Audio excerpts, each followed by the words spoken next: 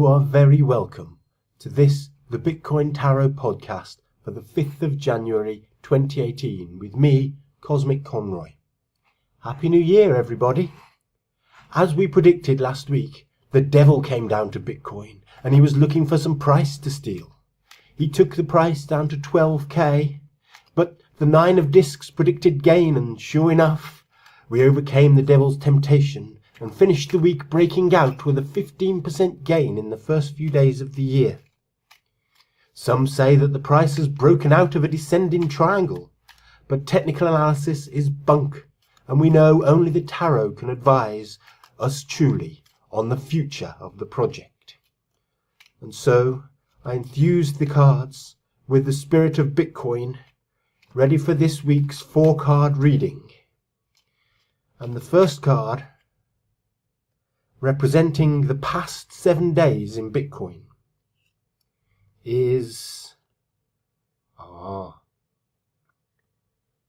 Hanged Man, the 12th trump card in the pack. He represents surrender and a world turned upside down, depression, immobilization, and the impossibility of moving on.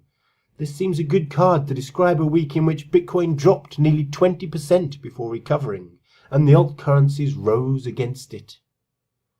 And so, on to the next card, which will represent the present moment in the Bitcoin project. And the card representing the present moment is another trump card. This one is Lust, also known as Passion in more traditional decks. The 11th trump in the pack represents the beginning of a journey into inner depths. It encourages us to accept our animal sides and not to suppress it or allow it to control us. The card is telling us that the animal passions that drive the markets are to be accepted as natural, not tamed nor encouraged, but perceived and accepted.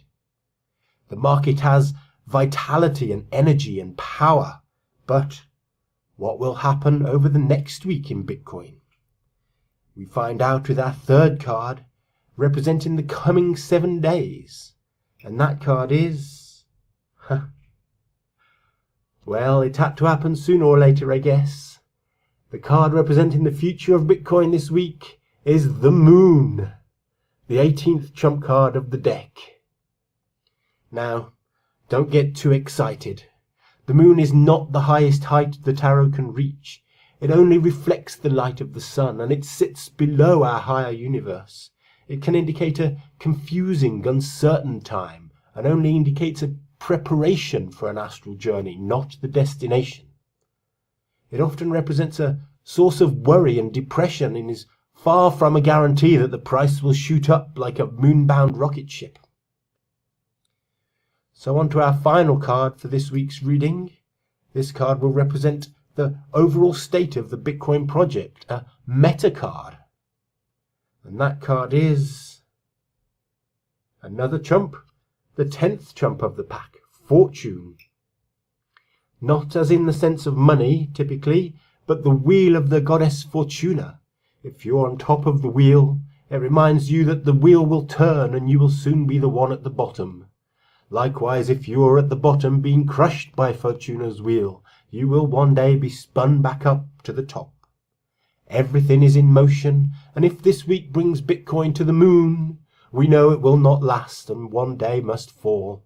But likewise, if the coming week sees Fortuna's wheel turn to put Bitcoin under its spokes, then we can be assured that this too will pass.